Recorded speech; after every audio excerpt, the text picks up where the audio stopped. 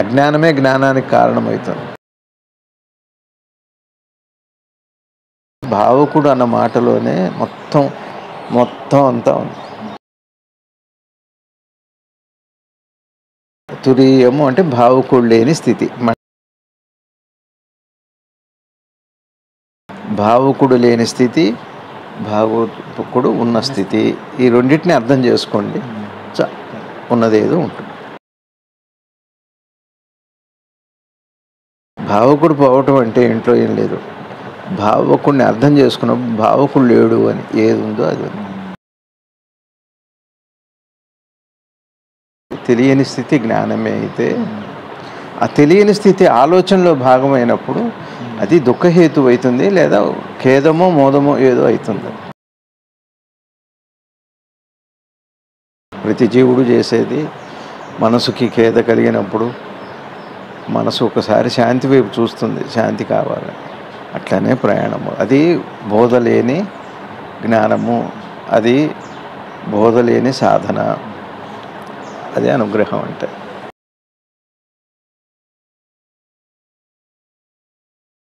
గతిని చూసి స్థితిని మర్చిపోయాం. కానీ ఈ అన్వేషణలో స్థితి లేని గతి లేదు అని అర్థమవుతుంది. భావుకుడు లేనప్పుడు భావుకుడు గురించి ఊహించడం సాధ్యం కాదు. భావుకుడు ఉండగా భావుకుడు లేని స్థితిని నీ గడిచిపోయిన 3 అవస్థల్లో నుంచి అర్థం చేసుకోవచ్చు. అట్లాంటి అవకాశము, అనుగ్రహము ప్రకృతి మాత పరమాత్మ ఏర్పాటు చేశాడు. ఎవరికి కష్టమైంది ఏం కాదు.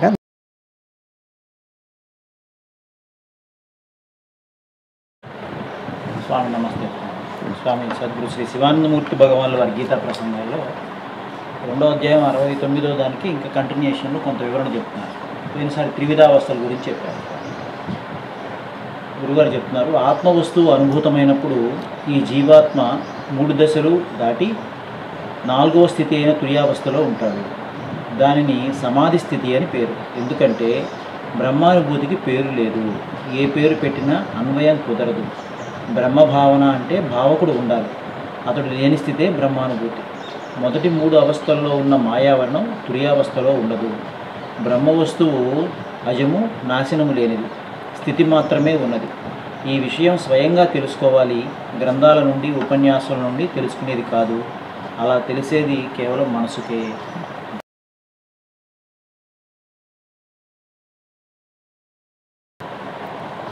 ఓం శ్రీ శివానంద గురుభ్యో నమః. శ్రీ ఆంజనేయ పరబ్రహ్మణే నమః. ఆత్మబంధువులు, ఆత్మస్వరూపులైన అందరికీ నమస్కారం. ఓం నమో భగవతే శ్రీ శివానందాయ. కృష్ణం వందే జగద్గురు. శ్రీకృష్ణ పరమాత్మలు వారి పాదపద్మాలకి ప్రణమిలుతూ వారి అనుగ్రహం చేసిన గీతా సందేశాన్ని సద్గురుదేవులు వివరణ చేశారు. దాన్ని మనం అర్థం చేసుకునే ప్రయత్నం చేద్దాం. అర్థం చేసుకున్నప్పుడు 3 దశలు అంటే జీవాత్మ 4వ అవస్థ అయినటువంటి తుర్యావస్థ మనకు అనుభవంలోకి వస్తుంది. జీవాత్మ ఏమిటో అర్థం అవటమే ఇవన్నీ యువతలు. ముందు ఉన్నవన్నీ కూడా సద్గురుదేవులు చెప్పారు కదా. విశ్వసుడు, తేజస్సుడు, అట్లనే ప్రాజ్ఞుడు. ఆ తర్వాత ఇక్కడికి వచ్చాక ముందు మనం చెప్పుకుంటున్నట్టుగా దేహాత్మ బుద్ధి, దేహబుద్ధి, ఆ తర్వాత జీవాత్మ బుద్ధి, జీవబుద్ధి, ఈ 3 వేరు కాదు, కానీ ఆ విషయాన్ని బట్టి పేరు. కాబట్టి జీవాత్మ బుద్ధి ఏదో అర్థం చేసుకోవటానికి ముందు 2 ఉపయోగపడతాయి. అప్పుడు తన స్వరూపమైన జ్ఞానాన్ని, అంటే తురీయము అంటే స్వరూప జ్ఞానము అని. తురీయం అన్నది ఒక స్థితి కాదు. కాబట్టి అట్లాంటి జ్ఞానాన్ని పొందుతాడు అని చెప్పారు. అట్లానే మొన్న శ్రీవారు గురువుగారు ఏం చెబుతున్నారంటే తురీయం నుంచి ప్రాజ్ఞుడు తర్వాత తేజస్సుడు, ఆ తర్వాత దానికంటే ముందు విశ్వసుడు. ఇవి స్టేజెస్. అట్నుంచి ఇటు. అదేంటి అప్రయత్నంగా సృష్టిలో జరిగేది.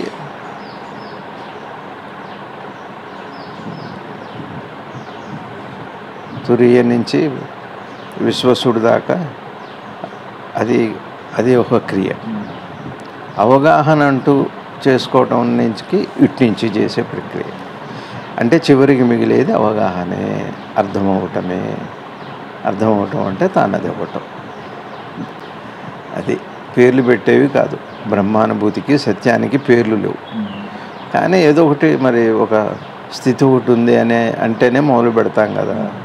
ఇప్పుడు అక్కడ కాశ్మీర్ వెళ్తే భలే ఉంటుందంటే ఆ భలే ఉంటుందన్నది తీసుకెళ్తాం. బాగుండదు అని తెలిసిందనుకోండి తీసుకెళ్ళం. అట్లా ఏదో ఒక పేరు పెట్టకపోతే అసలు కదలిక ఉండదు. అసలు ఏంటంటే ఉదాహరణకి మనకి ఇంత సాధన చేశాక వచ్చేది పరమశాంతి. దాన్నే జ్ఞానం అంటాం కదా, దాన్నే ఆనందం అని అంటారు పెద్దలు. బాగానే ఉంది. ఇప్పుడు మనకి బాధ కలిగినప్పుడల్లా మనసుకి శాంతి కోసం వెతుకుతున్నాం కదా. ఒక రకంగా అది ప్రతి జీవుడు చేసేది. మనసుకి ఖేద కలిగినప్పుడు మనసు ఒకసారి శాంతి వైపు చూస్తుంది, శాంతి కావాలి. అట్లనే ప్రయాణము. అది బోధలేని జ్ఞానము, అది బోధలేని సాధన, అది అనుగ్రహం అంటే. అయితే మనం ఎదుగుతూ ఎంతో ఇక్కడ సమాచారం విజ్ఞానం ద్వారా చిన్నగా ఏం చేసుకుంటున్నామంటే అవి పదాలుగానే వచ్చినాయి. కానీ అనుభవాల్ని పొందటానికో అనుభవంలో ఉన్న వాటికో వ్యక్తీకరణ కోసం వచ్చిన పేర్లే ఇవన్నీ. దానికి ఏం పేరు లేదు. కాబట్టి చివరికి మనకు తెలిసేది ఏమిటి అంటే మన దగ్గర ఉన్న అనుభవం ఏదైతే ఉందో సహజంగా ఓహో అనుభవానికి ఇన్ని పేర్లు వచ్చినాయని తర్వాత అర్థమవుతుంది. అది ప్రయాణం. దానికి తురీయమని పేరు. బ్రహ్మానుభూతికి పేర్లు, సత్యానికి పేర్లు, పరమాత్మకి పేర్లు. దానికి యువతలు మళ్ళీ పేర్లు వచ్చినాయి. శివుడని, రాముడని, కృష్ణుడని, ఆత్మని, పరమాత్మ ఇవి పేర్లు ఉంటాయి. అదేం ఇబ్బందిగా, పేర్ల వల్ల ఇబ్బంది ఏం లేదు. కానీ వాస్తవానికి అది పేరు లేనిది. అక్కడ పేరు లేనిది ఏది పేరుకోపోయింది.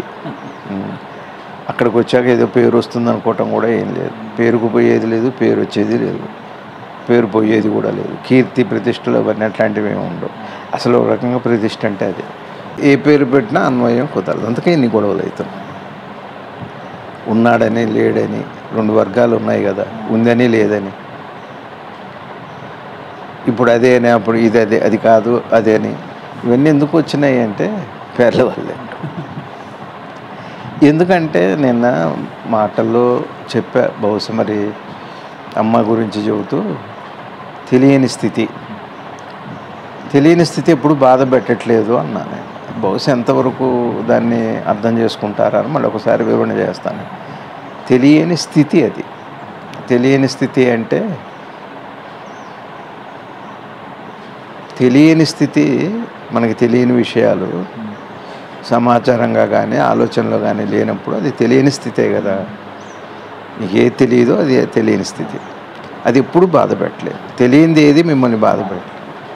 అదే తెలియదు అన్న విషయం ఆలోచన పరిధిలోకి వస్తే, ఆ పరిస్థితి వస్తే అది మనల్ని దుఃఖహేతువు చేస్తుంది. అది జ్ఞానమే కానివ్వండి, విజ్ఞానమే కానివ్వండి, పరిజ్ఞానమే కానివ్వండి, ప్రపంచమే కానివ్వండి. తెలిసిన తర్వాత ఆలోచనలోకి వచ్చిన, పోనీ తెలియంది ఆలోచనలోకి వచ్చిన, ఆలోచనే బాధ కారణం కానీ తెలియని స్థితి బాధ కాదు. ఇప్పుడు నిద్రలో ఏం తెలియదు, అది ఇప్పటికీ మనకు బాధ కాదు. నాకు నిద్రలో ఏం తెలియట్లేదు అని ఒకవేళ ఆలోచన చేశారనుకోండి, తప్పనిసరిగా బాధ ఉంటుంది కాదా. ఒక వస్తువు ఉందో లేదో మీకు తెలియదు, ఇంట్లో మీకు బాధ లేదు, సంతోషం. అది ఉంది పోయింది అన్నారు అనుకోండి, అది అసలు దాని ఉనికే లేదు. తెలియని స్థితిలో ఆలోచనకు ఉనికి లేదు. తెలిసిన స్థితిలో ఆలోచనగానే తెలియని స్థితి, ఆలోచనగానే తెలిసిన స్థితి ఉండి, అది అక్కడి నుంచే విభజన, అక్కడి నుంచే బాధ, అక్కడి నుంచే భయం, సర్వము కూడా ఆలోచన అనే ఒక పరిస్థితి ప్రక్రియలోనే వస్తాయి. అవన్నీ తెలియని స్థితిలో కాదు. ఇప్పుడు చంటి పిల్లాడు అన్నాడు, వాడికి ఏం తెలియని స్థితే కదా. మరి ఏ బాధ ఉండాలిగా తెలియని స్థితికే, ఆ లక్షణానికి. తెలియని స్థితి ఒక లక్షణం అనుకో, దానికి బాధ పెట్టే గుణం ఉంటే చిన్నప్పుడు పుట్టగానే దుఃఖంతోనే మొదలెడతాం. ఆకలి తెలిస్తే ఏడుస్తాం, ఏ బాధ వస్తే ఏడుస్తాం, తెలిసిన స్థితి అది. అట్లానే ఈ జ్ఞానం గురించి, పరమాత్మ గురించి, దేహం గురించి, సంబంధాల గురించి, వాయు వరుసలు ఇవన్నీ కూడా సమాచారంలో ఎదిగిన తర్వాత వచ్చాక అక్కడ ఇవన్నీ. అందుకని నేనేమంటున్నా అంటే తెలియని స్థితి జ్ఞానమే అయితే ఆ తెలియని స్థితి ఆలోచనలో భాగమైనప్పుడు అది దుఃఖహేతు అవుతుంది, లేదా ఖేదమో మోదమో ఏదో అవుతుంది. ఆ స్థితికి ఏది లేదు. ఆలోచనగా మారినప్పుడు తెలియని స్థితి అది బాధకి హేతు అవుతుంది. తెలియని స్థితికి లక్షణం లేదు. ఇక్కడ మొత్తం వేదాంతం అంతా కూడా సర్వకర్మలకి, సర్వభావాలకి, సర్వక్రియలకి, సర్వ అనుభవాలకి, సర్వ అనుభూతులకి ఈ ఒక్క మాటలో గురువుగారు పొందుపరిచారు. ఇంతే వేదాంతం అంతా, సారమంతా. చూడండి, మనం వినే మాటల్లో కూడా ఇందాక మనం సద్గురుదేవులు నిన్న చెప్పిన వాటిల్లో విశ్వసుడు అనగానే ఒకడున్నాడు, అట్టనే తేజస్సుడు ఒకడున్నాడు, అలా ప్రాజ్ఞుడు ఒకడున్నాడు. ఆ పదంలోనే ఒక ఉనికి, ఒక ఇది కనపడుతుంది కదా. ఇక తురీయము అన్నారు, తురీయానికి కూడా ఒకడు ఉన్నాడు. మీరు ఏది ఒక మాటను వ్యక్తం చేసినా అది ఒకటి ఉంది అని మనకి అర్థమవుతుంది. అది దాన్ని భావము అన్నారు. దాన్ని భావము అంటే ఆ ఒక్కడు. అందుకని ఆ ఒక్కడు లేని స్థితి తురియం. అంటే భావకుడు లేనివాడు, అనుభవం పొందేవాడు, అనుభవపరుడు, అనుభూతిపరుడు లేని స్థితి ఏదైతే ఉందో దానికి తురీయము అని పేరు. అది బహుశా మన దైనందిక జీవితంలో కూడా సంభవిస్తుందేమో చూడాలి. అదే జ్ఞానం. ఒక చోట ఉన్నది కాదు, అది ఎప్పుడు ఉండేదే. అది తురియం అన్నది ఇప్పుడు ఉండేది. అసలు అదే జీవనం. అంటే ఇప్పుడు ప్రతిదానికి ఒక అనుభవపరుడు, ఎక్స్పీరియన్సర్, ఒక భావకుడు అన్నా ఎక్స్పీరియన్సర్ అన్నా ఒకటే. భావకుడన్నా, భావించేవాడన్నా, అనుభవపరుడన్నా ఇవన్నీ ఒక మాటలో ఒక కోగు చెందినవే కదా. రెంటిలో అనుభవం పొందేవాడు అనే, అందులో అనుభవం పొందేవాడు. భావకుడు అంటే కూడా భావించేవాడు అని. నాకు ఆకలి అయింది, నేను తిన్నాను, నేను పడుకున్నాను, నాకు జ్ఞానం వచ్చింది, నాకు జ్ఞానం కావాలి, ఇవేగా భావకుడు అంటే వ్యక్తపరిచేవాడు. పోనీ అనుభూతి వ్యక్తపరిచాడంటే మళ్ళీ అనుభవం పొందాడని చెప్పనట్టే. ఏదైనా వ్యక్తంలో భాగమే, అవ్యక్తంలో భాగం కాదు. కాబట్టి భావకుడు ఉన్నంతకాలము బ్రహ్మానుభూతి రాదు. ఇప్పుడే భావకుడు పోతే బ్రహ్మానుభూతి ఇప్పుడు రాదు. ఇప్పుడే భావకుడిని అర్థం చేసుకుంటే, భావకుడు పోవటం అంటే ఏంటో ఏం లేదు. భావకుడిని అర్థం చేసుకున్నప్పుడు భావకుడు లేడు అని ఏది ఉందో అది ఉంది. మీకు అర్థమవుతుందా? భావకుడు నిద్రలో, ఉదాహరణకి మళ్ళీ నిద్ర తీసుకోండి, భావకుడు ఉన్నాడా, అనుభవపరుడు ఉన్నాడా? నిద్రలో అనుభవపరుడు ఉన్నాడా? ఈ స్థితిలో చెప్పకండి. నిద్రలోనే ఒకసారి జ్ఞప్తికి తెచ్చుకొని, ఒకసారి సింహావలోకనం చేసుకొని, నిద్రలో అనుభవపరుడు, భావకుడు ఉన్నాడా, లేడు అని మనకి దృఢంగా నిశ్చయంగా తెలిస్తే చాలు. నిద్రపోయి కాదు, నిద్రపోతే ఎట్లాగో అదే స్థితి, లేచుండగా ఆ స్థితిలో ఇది లేడు అని. కాకపోతే నిద్రలో భావకుడు లేడు అని ఇప్పుడు చెబుతున్నాం మనం కదా. నిద్రలో భావకుడు లేడు అన్న విషయం మొదటి మెట్టు. ఇప్పుడు జాగృతంలో ఉండి చెబుతున్నవాడు భావకుడే, అక్కడ లేనివాడు ఇప్పుడు చెబుతున్నవాడు భావకుడే అని అర్థమైతే మూడో మెట్టు తురియం వచ్చేస్తుంది. అదంతా ఇక్కడ జరగాల్సిందే, అక్కడ జరిగేది కాదు. భావకుడు లేనప్పుడు భావకుడు గురించి ఊహించడం సాధ్యం కాదు. భావకుడు ఉండగా భావకుడు లేని స్థితిని నీ గడిచిపోయిన 3 అవస్థల్లో నుంచి అర్థం చేసుకోవచ్చు. అట్లాంటి అవకాశము, అనుగ్రహము ప్రకృతి మాత పరమాత్మ ఏర్పాటు చేశాడు. ఎవరికి కష్టమైంది ఏం కాదు, కానీ ఆ దృష్టి వస్తే చాలు. ఆ దృష్టి కాబట్టి ఇప్పుడు గురువుగారు అద్భుతమైన పదప్రయోగం ఏమిటంటే భావకుడు అన్నది మనం ఒక సాధన విషయంగా గుర్తుపెట్టుకోవాలి. ఎవరికైనా అనుభవపరుడు అనండి, భావకుడు అనండి. భావకుడు అంటే ఏమిటి, తురీయం అంటే ఏమిటి చెప్పారు. తురీయము అంటే భావకుడు లేని స్థితి. మళ్ళీ అది ఒకటి కాదు, తురీయం అనేది తీసేయండి.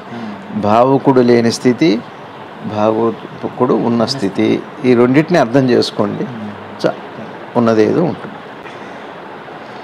గురుగారు ఏం చెబుతున్నారు, మొదటి 3 అవస్థల్లో ఉన్న మాయావరణం 4వ అవస్థలో అంటే తురీయంలో ఉండదు. అంటే భావకుడు లేని స్థితి మనకి ఎక్కడ కనపడుతుంది? భావకుడు ఉన్న స్థితి 3 అవస్థల్లో కనపడుతుంది, ఒక తురీయంలో కనపడదు. నిద్ర అనుకోండి, అందుకని నిద్ర అనుకోండి. అయితే నిద్రలో భావకుడు ఉండడు, కానీ అది మెలకుగా మారినప్పుడు భావకుడు వస్తున్నాడు. ఆ రాకపోకల గురించే ఈ గొడవ అంతా. అక్కడ లేనిది ఇక్కడ ఎందుకు వచ్చింది అన్న ప్రశ్న రావాలి. నిద్రలో భావకుడు లేడు కదా, మెలకు వచ్చాక భావకుడు వచ్చాడుగా, ఇంక మిగిలిన చోట ఉన్నాడుగా. అంటే దీని అర్థం ఏమిటి అంటే, జ్ఞానం వస్తే నిద్రలో లేని భావకుడు జాగృతంలో కూడా కనపడ్డప్పుడు అది తురీయ స్థితి అవుతుంది, అదే జ్ఞానం అవుతుంది, అదే సహజ సమాధి అవుతుంది. తురీయం అంటే కూడా తురీయము బాగా సహజమైతే అది సహజ సమాధి. అట్లా మహానుభావులు ఉన్నారు. అట్లా అది దాని యొక్క వైభవం. ఇక్కడ ఈ మాట అంటంలోనే బ్రహ్మ వస్తువుకి పుట్టుక నాశనం 2 లేదు అని. మరి ఉన్నాయి కదండి అంటున్నారు. ఇప్పుడు ఉన్నాయిగా, నేను పుట్టానన్నానంటే ఎప్పుడో 10 ఏళ్ళకైనా వెళ్ళిపోతా నేను. మరి ఉన్నాయిగా. గురువుగారు ఆ మాట ఎందుకు అన్నారు అంటే, భావకుడు ఉన్నాడు కాబట్టే ఉన్నాయి. భావకుడు లేకపోతే, భావకుడు లేని స్థితి రానివ్వండి, చూద్దాం. తెలియని స్థితి ఏమిటో తెలుసుకొని చూద్దాం. ఇందాక చెప్పాను, తెలియని స్థితి మిమ్మల్ని ఎప్పటికీ బాధ పెట్టదు. ఇప్పుడు ఒక మాట చెబుతాం. ఇప్పుడు మీ ఇంట్లో ఏం జరుగుతుందో మీకు తెలుసా? ప్రమాదమో ప్రమోదమో మీకు తెలియట్లేదుగా. ఆ తెలియని స్థితి మీకేమన్నా పెయిన్ఫుల్గా ఉందా? ప్లెజర్ ఏమన్నా ఉందా? ద్వంద్వమే లేదా? ఒకవేళ మీరు ఆలోచనలోకి తీసుకొచ్చారని కూడా వాళ్ళ స్థితిని, అమ్మో ఏమైనా అయింది ఉంటారా, భార్యకి ఏమైనా అయిందా, పిల్లలకి ఏమైనా అయిందా, అల్లుడికి ఏమైందా, వాళ్ళకి ఏమైందా, వీళ్ళకి ఆ తెలియని స్థితిని మనం ఆలోచనలు లాగటమే జీవనము అంటే. తెలియని స్థితి ఆలోచన అనే క్రియాకలాపాల్లోకి వచ్చిన తర్వాత మనకి పెయిన్ ప్లెజర్ వస్తున్నాయి, దుఃఖము సంతోషం, మోదము ప్రమోదము ఆమోదము. అలా కాక తెలియని స్థితిగా అది చైతన్యవంతం అయిపోతే అదే జ్ఞానం, అదే తురీయం. మీ కొంచెం అదే నిశ్చితంగా చూడాలి విషయాన్ని. ఇట్లా మీరు ఏం చేయాలి, ఇది విన్న తర్వాత తెలియని స్థితి గురించి కొద్దిగా కూర్చొని దాని మీద అవలోకన చేసుకొని దాన్ని అవగాహన చేసుకోవడం. నాకు తెలియని వాటిని నన్ను ఏమన్నా బాధ పెట్టాయా, పెట్టలేదు అదే. తెలియని స్థితిని ఆలోచన అంటే ఏమిటో తెలుసా అండి? భావకుడు ఉంటేనే ఆలోచన ఉంటుంది. ఆలోచన అనే ఒక ప్రక్రియ లేదు. ఆలోచనకి వల్ల బాధ అట్లానే సంతోషం దుఃఖం అనేవి కూడా లేవు. సుఖ దుఃఖాలు ఏం లేవు ఆలోచనకి. భావకుడు ఉంటే ఆలోచనలో అంటే నేను అని అంటే దానికి ఒక కోరిక ఏదో యాడ్ అయితే అక్కడి నుంచి దుఃఖం అదే ఉంటుంది. ఆలోచన ఎప్పుడు కాదు. ఉదాహరణకి సంబంధం వల్లే ఒక యాక్సిడెంట్ జరిగింది. యాక్సిడెంట్ జరిగితే ఎట్లా జరిగింది అన్న ఆలోచన అక్కడ ఉన్న అందరికీ వస్తుంది, రాదా? అక్కడ మనం ఉన్నా కూడా వస్తుంది. కానీ అయ్యో అని మామూలుగా ఉండే బాధ ఉంటుంది, దుఃఖం ఉండదు. కానీ దాని సంబంధికులు ఎవరన్నా ఉంటే అది ఆలోచనే, వాళ్ళకు కూడా ఎడ జరిగిందో ఏమిటో అని. కానీ దుఃఖంతో కూడి ఉంటుంది సంబంధం. ఇది బాగా తెలియాలి మనకి. అదే భావకుడు అంటే. సంబంధాన్ని ఇంకా పెనవేసుకోపోతున్నా కొద్దీ బహుదూరపు బాటసారి అవుతాడు. తెలియని స్థితి ఆలోచన అనే తెలియని స్థితి తెలిసిన స్థితిలోకి వచ్చినప్పుడు బహుదూరపు బాటసారి.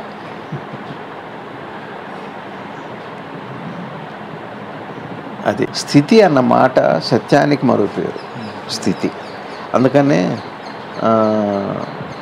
సృష్టి స్థితి లయములు అన్నారు.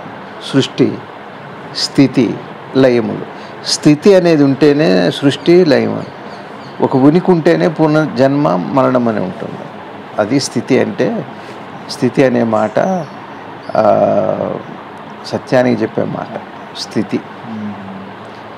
స్థితి గతి, స్థితిగతులు అనే మాట. అయితే మనం వ్యవహారికంగా సంపదకి మనం అంటాం కానీ స్థితిగతులని అసలు దానిది.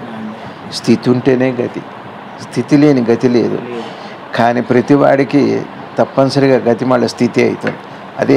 అదే ఆ ప్రయాణం చివరికి అది దానికి పురుషార్థం అని పేరు. ఇప్పుడు మనకి గతి అంటే మళ్ళీ 2 మాటలు ఉన్నాయి. గతి అంటే కదలిక అని ఉంది, గతి అంటే తప్పనిసరి అని కూడా ఉంది. ఆ 2 భాగం. స్థితి అన్నది దానికి మళ్ళీ మీరు వర్ణన చేయలేరు. ఇప్పుడు ఉదాహరణకి ఆకాశం ఉందా లేదా? ఆకాశానికి ఒక స్థితి ఉందా లేదా? ఉంది. ఎట్లుంది చెప్పండి? చెప్పలేదు. ఆకాశం అంటే మనకేంటి ఆకాశం అంటే అలా బయటికి వెళ్ళి చూస్తే ఆకాశం, కానీ ఇప్పుడు ఇక్కడ ఉన్నదే ఆకాశం. అసలు మీరు చూడటానికి కలిగిన అవకాశానికి ఆకాశం అని పేరు. అవకాశమే ఆకాశం. ఏ అవకాశమైనా ఆ అవకాశానికి అది స్థితి అంటే. స్థితి అన్నది ఒక స్థాయిలో మనం ఇంకా అదేం లేదు. అదే సత్తు. స్థితి అంటే సత్తు. అంటే సృష్టి స్థితి లయ. స్థితిని ఆశ్రయించుకొని ఇక్కడ మనకి ఇందాక సద్గురుదేవులు అనుగ్రహం చేసింది మనకి తురియం అనే 4వ వస్తుంది కదా, దానికి అది బ్రహ్మ పదార్థం, పేర్లు లేవు దానికి అని అన్నారు తురియానికి.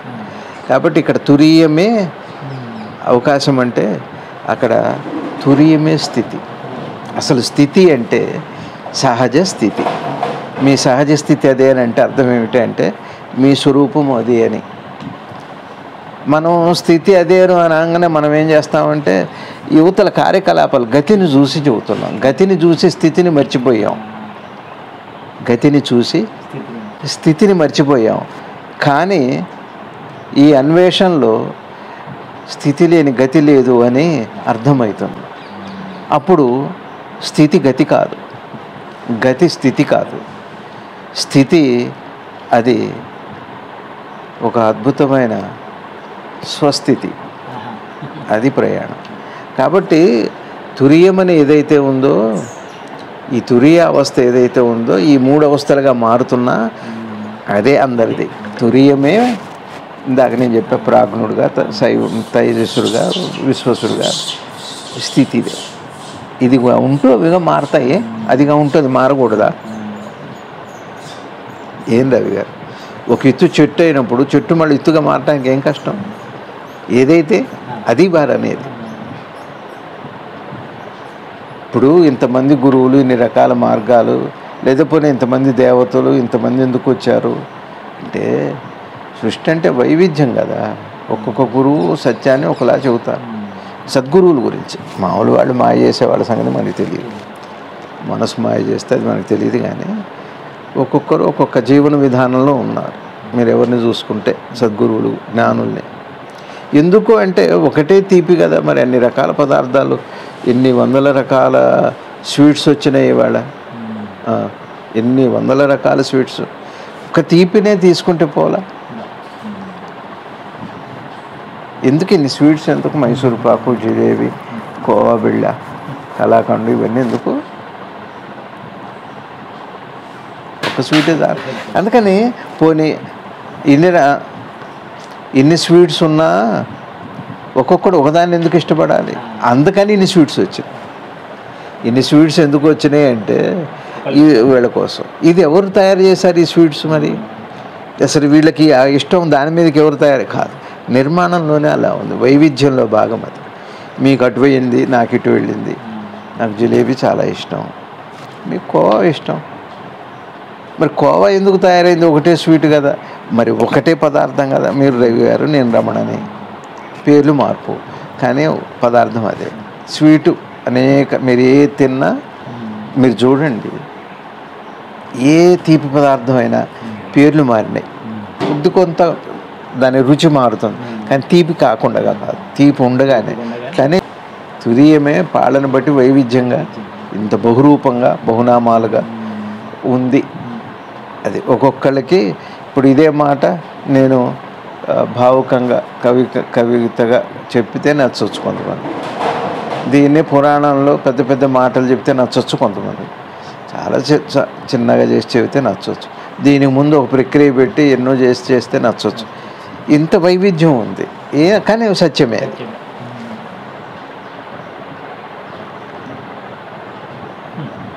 అందుకనేగా మనకి చలివిడి అని పెడతారు పండగలకి. గౌరీ పండగ, గౌరీ వ్రతాలు, వాటిల్లో స్వీట్ చాలా అంతే కదా. ఇంకా దానికి ప్రత్యేకంగా వేరే స్వీట్లు ఏమి ఉండవు. స్వీటుగా పెట్టడమే గౌరీ వ్రతం అంటే. జీవనాన్ని జీవనంగా చూడటమే గౌరీ వ్రతం. మీకు అర్థమవుతుంది. ఇంకా దానికి ఏ రూపం పేరు ఏమి ఉండదు. తీపిదనం తీయగా ఉంటుంది. కానీ అది మరి ఉట్టి తీపి అనుభవించాలి. దానికి ఒక రూపం, దానికి ఒక ఆలంబన కల్పించాలి, ఒక భౌతిక విషయాన్ని కల్పించాలి. ఇది స్వయంగా తెలుసుకోవాలి. ఈ స్పాట్ వాల్యుయేషన్. పిల్లవాడు స్పాట్ వాల్యుయేషన్ అంటే మనం ఏమనుకుంటాం, పిల్లవాడు రాసింది ఎక్కడో ఎవరో ఒక ఉపాధ్యాయుడు దిద్దుతాడు. అట్లా కాదు. రాసిన తర్వాత ఒక్కసారి సరి చూసుకుంటాడు, నేను కరెక్ట్ చేశానా. ఒకవేళ ఆన్సర్ రాలేదనుకోండి, అది పక్కన పెట్టి వేరేవి చేసుకొని చివరిలో ఎక్కడ తప్పు చేశానో ఎక్కడ కరెక్ట్ చేసుకోవాలని వాల్యుయేషన్ ఉంటుంది. అది స్వీయమే. ఇదేగా అక్కడ రిజల్ట్ అంటూ ఎవరూ ఇచ్చేది కాదుగా. వాడేసిన మార్కులు నువ్వు నిర్ణయించినవే, తెలియాలి. అందుకని గురువు ఇప్పుడు మనం మాటల్లో చెప్పుకున్నాం, వైవసుడు, విశ్వసుడు, ఆ విశ్వసుడు తర్వాత తేజస్సుడు, ప్రాజ్ఞుడు, ఏవో తురియం అన్నారు. బాగుంది. ఇది ఏమన్నా నా జీవితంలో ఏమన్నా దీన్ని మనం అనుభవించుకోవచ్చా, అసలు ఉందా? ఇవేమో ఒకటి మాటలేనా అంటే భ్రాంతి ఇదంతా? కానీ భ్రాంతి మాత్రం కాదు.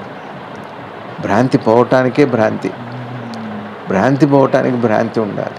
అట్టనే మొదలైంది. భ్రాంతి పోవటానికే భ్రాంతి వస్తుంది. కాదరయ్య, మీరు రోల్డ్ గోల్డ్కి గోల్డ్కి తేడా. రోల్డ్ గోల్డ్ మీద మీరు కొనుక్కోవాలనిపించడం భ్రాంతి. కొనుక్కున్న తర్వాత ఇది రోల్డ్ గోల్డ్ ఇంకెప్పుడు కొనుక్కోకూడదని పోయింది కూడా ఆ భ్రాంతితోనే. కాబట్టి భ్రాంతికి భ్రాంతే. అజ్ఞానమే జ్ఞానానికి కారణమవుతుంది. అట్లా. అందుకని మీరు బాగా అర్థం చేసుకోవాల్సింది మనం ఏంటంటే, వెంటనే ప్రతి మాటని మన దగ్గర వెతుక్కోవాలి.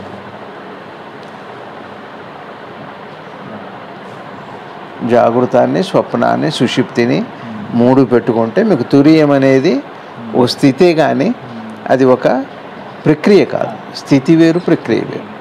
ఎన్రయ్య గారు, నాకు మామూలుగా ఆలోచిస్తే కూడా చూడండి, పెట్రోల్కి ఏ కంపెనీ అయితే ఉంది, పెట్రోల్ కంపెనీలు ఏవైనా, పెట్రోల్తో నడిచిన ఏ కంపెనీ కారైనా పెట్రోల్కి ఏం సంబంధం లేదు కాదా.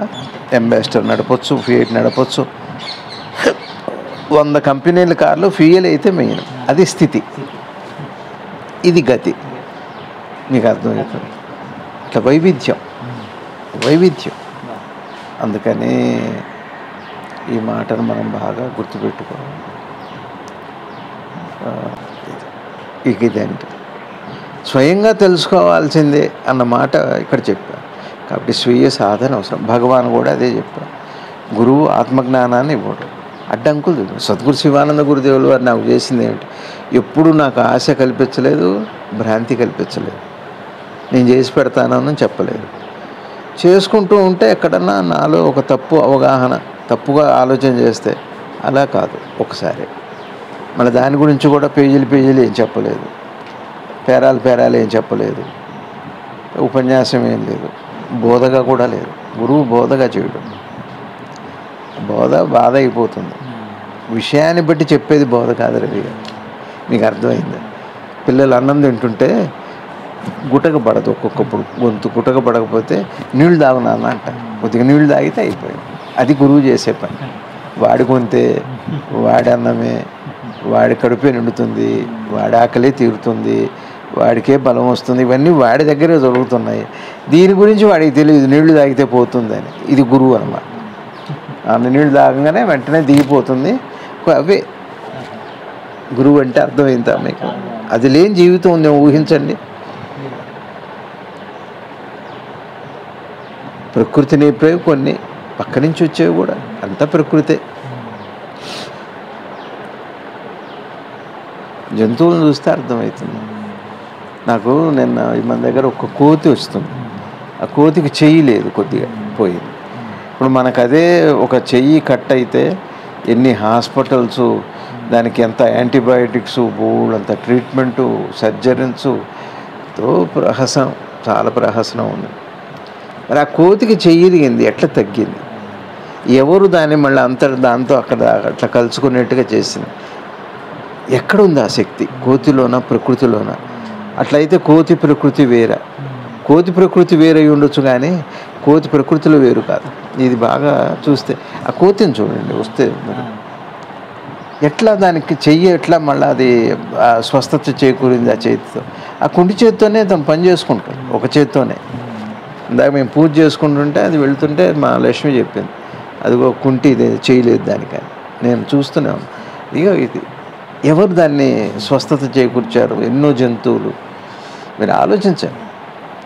ఒక మనిషి దగ్గరకు వచ్చేటప్పటికి మరి ఇంత వ్యవస్థ వద్దని కాదు, విమర్శ చేయట్లా. నేను ప్రకృతిలో ఉన్న ఒక దివ్యత్వాన్ని గురించి నేను పంచుకుంటున్నాను, అంతకంటే దేని కాదనటం, ఇది అబద్ధం అంటాం అట్లాంటివి కాదు. అట్లానే ఇక్కడ కూడా ఇందాక గురువుగారు చెప్పినట్టుగా ఒక్క మాటలో వేదాంతం ఏంటంటే ఈ 3 అవస్థలు, 4వ అవస్థ అది అవస్థ కాదు, అది స్థితి. భావకుడు ఏం చేస్తాడంటే దాన్ని కూడా అవస్థ చేశాడు, తుర్యాన్ని. దీన్ని 3 భాగాలు, యువతల 3 చేసింది. ఈ భావం ఏం చేసిందంటే 4 చేసింది. 4వది 5వది ఎవరంటే ఒకడు ఉన్నాడు అనే భావం. భావకుడు అయ్యాడు. ఎట్లా అంటే ఈ 3ని చేసింది భావకుడే. 3 లేవు అసలు. భావకుడు కూడా లేడు. భావకుడు కూడా లేను తుర్యం చూస్తే తెలుస్తుంది. భావకుడు ఉన్నాడు అని అనిపించడానికి ఈ 3ని చూస్తే 3ని అర్థం చేసుకుంటూ పోతుంది. భావకుడు, భావకుడే వీటన్నిటికీ కారణము. మీకు అర్థమవుతుందా? అది భావకుడు. ఎవరు వాడు చూడాలి. మనకి మనమే స్వీయ శోధన, స్పాట్ వాల్యుయేషన్, స్పాట్లోకి వెళ్ళాలి. మీరు ఈ స్పాట్లోకి వెళ్తారు కదా, స్పాట్ ఎంక్వైరీ, స్పాట్.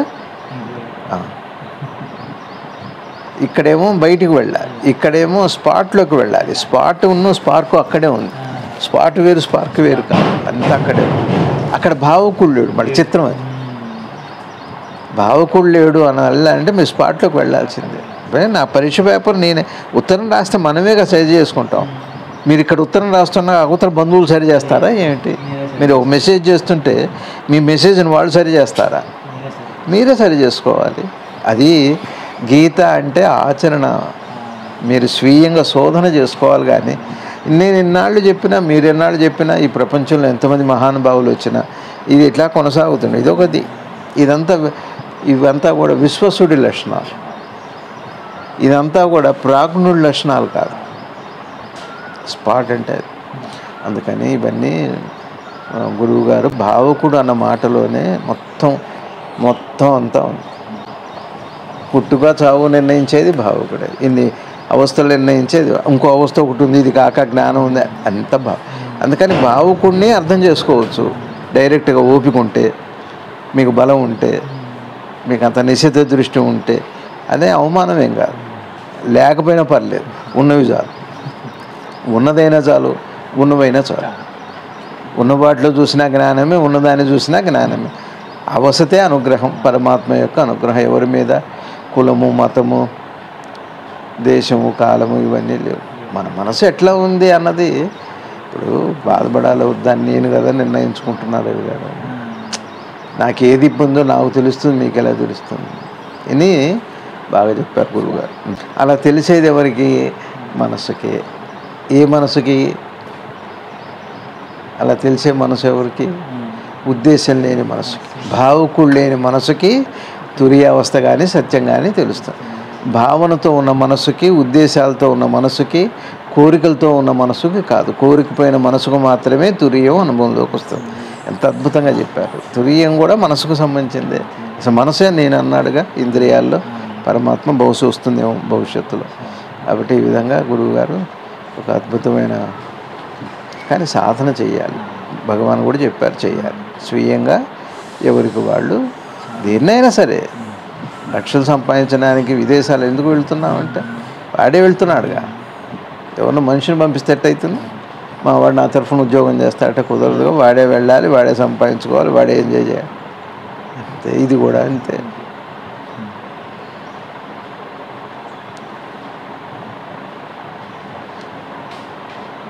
ఇంకా ఓం శ్రీ శివానంద గురుభ్యో నమః. కృష్ణం వందే జగద్గురు. భారత్ మాతకు జై.